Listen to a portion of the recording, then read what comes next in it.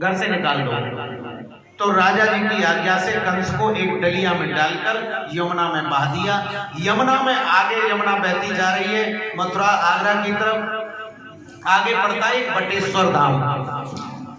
बटेश्वर धाम में महाराज उग्रसेन के पुत्र वसुदेव जी स्नान कर रहे थे।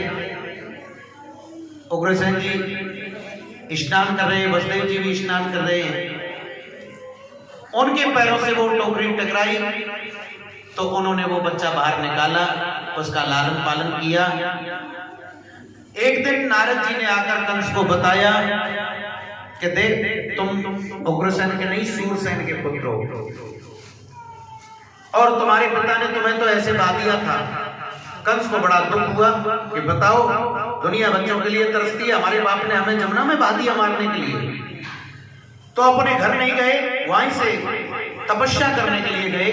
तपस्या के बल से उन्होंने तमाम शक्तियां अपने अधीन की, अनेकों राक्षसों से मित्रता की, सबका झुंड बनाकर मथुरा पर आक्रमण किया और मथुरा पर आक्रमण करके अपने पिता को जेल में बंद कर दिया। आप मथुरा का राजा बन गया कंस।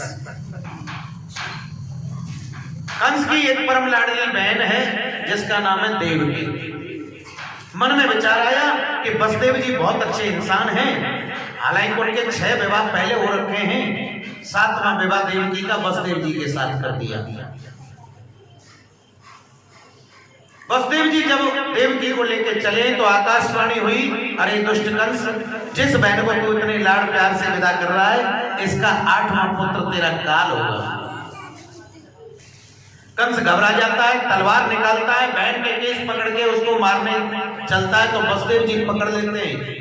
वसुदेव जी कहते हैं कंस तुम इसे नहीं मार सकते क्योंकि अब ये तुम्हारी बहन नहीं रही, ये मेरी पत्नी है और जो पति अपनी पत्नी की रक्षा नहीं कर सकता वो घोर नरक का वासी होता है। पत्नी की रक्षा करना पति का कर्तव्य है। पहले मुझे मारो उसके बाद देवकी को मारने दूंगा। कंस कहने लगा हम तुम्हें नहीं मार सकते, तुमने तो हमें बचाया, हमें बड़ा किया, तुम्हारे यहाँ का तो हमने अन्न खाया है, पाला है, पोसा है, तुम्हें कैसे मारेंगे हम। वसुदेव जी कहने लगे कि देख तुझे मेरे ऊपर विश्वास है, मैं कभी झूठ नहीं बोलता, इसके जो भी बच्चे होंगे मैं तेरे को लाके दे दूंगा, तू बच्चों को मारते रहिए। कंस राजी हो गया, दोनों को छोड़ दिया। पहला बच्चा आया जिसका नाम था कीर्तिमान। कंस के पास लेके गए, कंस ने उसे छोड़ दिया कि देखो ये बच्चा मेरा कुछ नहीं बिगाड़ सकता, मेरे को तो 8वें पुत्र से खतरा है। कंस ने जब छोड़ दिया तो नारद जी कंस के पास पहुंचे कि इसको दयावान बन गया, ऐसे दया करेगा तो भगवान जल्दी अवतार कैसे लेंगे।